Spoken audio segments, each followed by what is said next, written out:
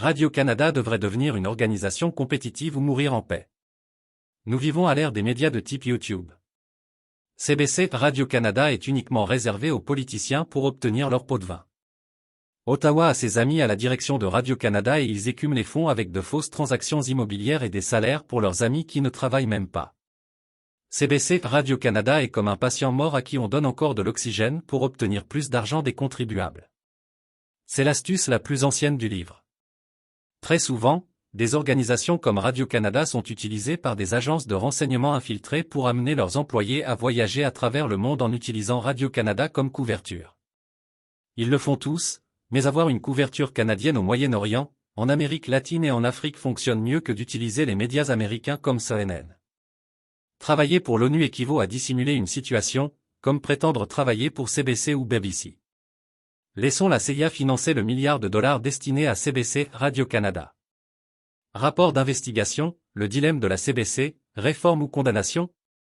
Dans le paysage médiatique moderne, où les stars de YouTube règnent en maître et où les plateformes numériques dictent le flux d'informations, la société Radio-Canada, SRC, se trouve à un carrefour critique.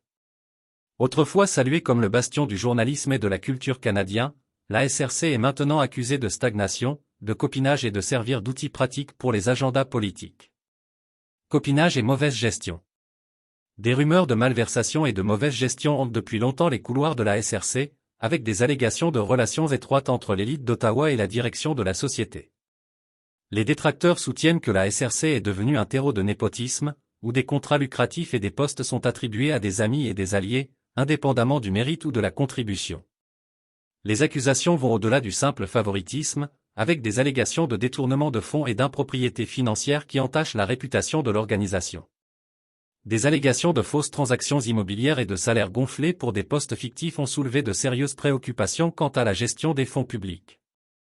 Si elles sont vraies, ces pratiques non seulement sapent la confiance du public, mais gaspillent également des ressources précieuses qui pourraient être investies dans de véritables entreprises journalistiques. Un couvert pour des opérations clandestines? De manière choquante, les problèmes de la SRC peuvent aller au-delà de la simple mauvaise gestion, en plongeant dans le domaine de l'espionnage international.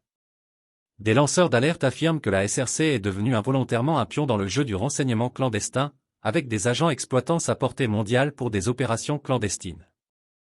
La raison est simple mais inquiétante, utiliser la SRC comme couverture offre un vernis de légitimité pour les agents opérant dans des régions où une affiliation canadienne offre une plus grande sécurité et un meilleur accès. Cette révélation soulève des questions profondes sur l'intégrité de la mission journalistique de la SRC et sur la mesure dans laquelle elle a été compromise par des intérêts externes. Un appel à la réforme ou au répit. À la lumière de ces révélations accablantes, l'avenir de la SRC est en suspens. Est-elle condamnée à languir comme un vestige d'une époque révolue, soutenue uniquement par l'assistance respiratoire des fonds publics? Ou peut-elle subir une transformation radicale pour retrouver sa pertinence à l'ère numérique? Les partisans de la réforme soutiennent que la SRC doit s'adapter ou périr, se délestant de son bagage bureaucratique et embrassant l'innovation pour rivaliser dans le monde impitoyable des médias modernes. Ils préconisent des mesures de surveillance rigoureuses et de responsabilisation pour éradiquer la corruption et restaurer la confiance du public dans l'institution. Alternativement, certaines voix proposent une solution plus radicale, laisser la SRC sombrer dans l'oubli, épargnant aux contribuables le fardeau de subventionner une organisation enflée et compromise. Au lieu de cela, ils suggèrent de rediriger les fonds vers des médias indépendants ou de permettre aux entreprises privées de combler le vide laissé par la disparition de la SRC. Conclusion, un carrefour de conséquences. Le destin de la SRC représente plus qu'un simple dilemme bureaucratique, c'est un test de l'intégrité du journalisme canadien et de la résilience des institutions publiques face à des défis croissants.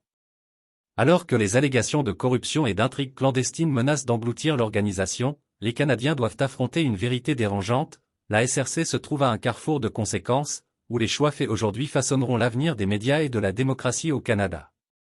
Saura-t-elle répondre à l'appel, se réinventant pour l'ère numérique, ou succombera-t-elle au poids de sa propre inertie, condamnée aux annales de l'histoire comme un avertissement de ce qui arrive lorsque les institutions survivent à leur pertinence? La réponse reste à voir.